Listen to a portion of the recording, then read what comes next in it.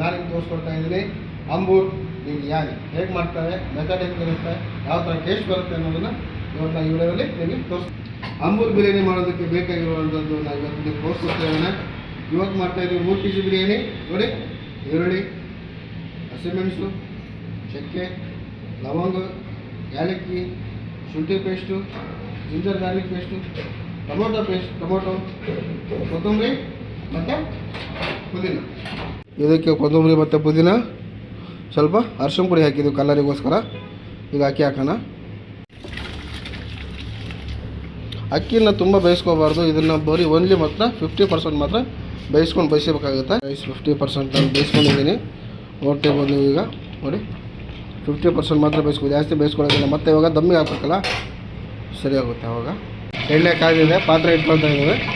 ಏಲಕ್ಕಿ, ಲವಂಗ, ಚಕ್ಕೆ ಮಾಡ್ಕೋವ, ಮೆಣಸು ನಾವು ಇದಕ್ಕೆ ಹಾಕ್ಕೊಂಡಿದ್ವಿ. ಚಕ್ಕೆ, ಲವಂಗ, ಏಲಕ್ಕಿ, ಹಸಿಮೆಣಸು ಮತ್ತು ಈರುಳ್ಳಿ ಚೆನ್ನಾಗಿ ಫ್ರೈ ಆಗಿದೆ. ಇವಾಗ ನಾವು ಹಾಕ್ಕೊಳ್ತಾ ಇದ್ದೀವಿ ಕೊತ್ತಂಬರಿ ಮತ್ತು ಪುದೀನ, ಬೆಳ್ಳುಳ್ಳಿ ಪೇಸ್ಟ್. ವಾಸನೆ ಹೋಗೋವರೆಗೂ ಫ್ರೈ ಮಾಡ್ಕೋಬೇಕಾಗತ್ತೆ. ಟೊಮೊಟೊ ಹಾಕ್ಕೊಳ್ತಾ ಇದ್ದೀವಿ. ಅರಿಶಿನ ಪುಡಿ ಏನಕ್ಕೆ ಹಾಕೋದು ಅಂತಂದರೆ ಟೊಮೊಟೊ ಬೇಗ ಸ್ಮ್ಯಾಶ್ ಆಗಲಿ ಅಂತ, ಮತ್ತು ಬೇಗ ಮೆತ್ತಗಾಗುತ್ತೆ. ಈಗ ಹಾಕೊಳ್ತಾರೆ. ರುಚಿಗೆ ತಕ್ಕಷ್ಟು ಉಪ್ಪು ಹಾಕೋಣ.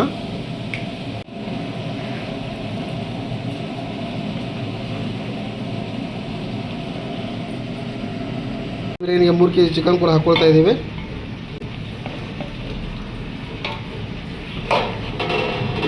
ಕ್ಲೀನಾಗಿ ಮಿಕ್ಸ್ ಮಾಡ್ಕೋಬೇಕಾಗುತ್ತೆ. ಚೆಂದ ಮಾಡಿ ತುಂಬ ಚೆನ್ನಾಗಿ ಮಿಕ್ಸ್ ಮಾಡ್ಕೋಬೇಕು. ಈಗ ಹಾಕ್ಕೊಳ್ತಾ ಇದ್ದೀವಿ ಶುಂಠಿ ಪೇಸ್ಟ್ ಲಾಸ್ಟಿಗೆ ಏನಪ್ಪ ಹಾಕೋದು ಅಂತಂದರೆ ಫ್ಲೇವರ್ ಚೆನ್ನಾಗಿರುತ್ತೆ ಅಂತ ಹಾಕೋದು. ಈಗ ಮಿಕ್ಸ್ ಮಾಡ್ಕೊಳ್ಳೋಣ.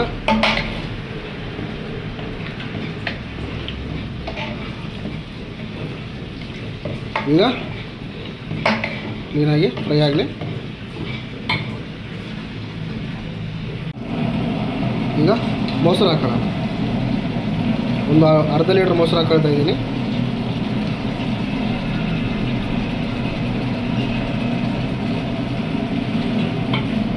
ಮಿಕ್ಸ್ ಮಾಡ್ಕೊಳ್ಳೋಣ.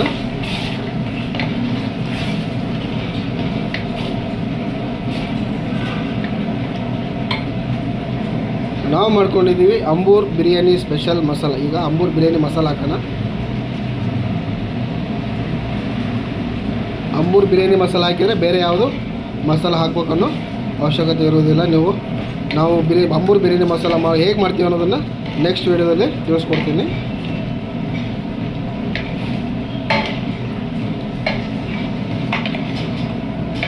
ಇದು ಹೀಗಾಗಿದೆ. ಈಗ ನಾವು ರೈಸಿಗೆ ಎಷ್ಟು ಮಾರ್ಜಿನ್ ತೊಗೊಳ್ತೀವಿ ಅಷ್ಟು ನೀರು, 1 ಮಗ್ಗಿನಷ್ಟು ನೀರನ್ನು ನಾವು ಹಾಕೊಳ್ಳೋಣ.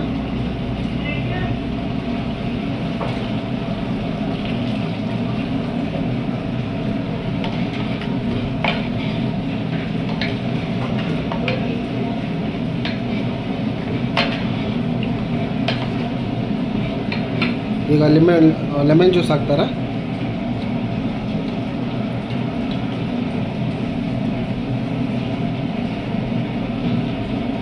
ಆಯ್ತು, ಈಗ ಸ್ವಲ್ಪ ಕುದಿಯೋದಕ್ಕೆ ಬಿಟ್ಬಿಡೋಣ. ತವಾ ನಾವು ಯೂಸ್ ಮಾಡಬೇಕಾಗುತ್ತೆ. ತೆಳುವಾದರೆ ಬುಡ ಹಿಡಿತದೆ. ನೀವು ನೋಡ್ತಿರ್ಬೋದು ಎಷ್ಟು ದಪ್ಪ ಇದೆ ಅಂತ. ನೋಡಿ, ಈ ಮೆಥಡಿಗೆ ಬಂದಿದೆ. ಈಗ ರೈಸ್ ಹಾಕೋಣ.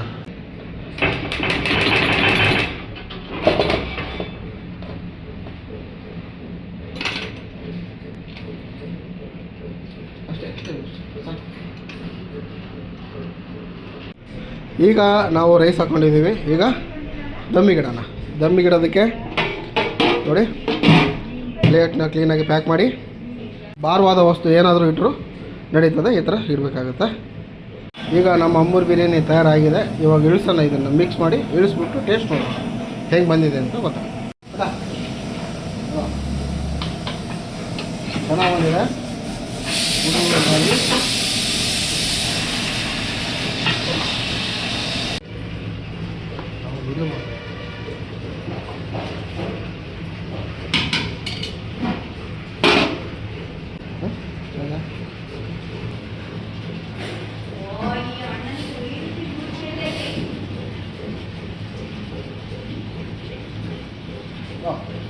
ತುಂಬ ಚೆನ್ನಾಗಿದೆ. ರೈಸ್ ಕೂಡ ತುಂಬ ಸ್ಮೂತಾಗಿದೆ.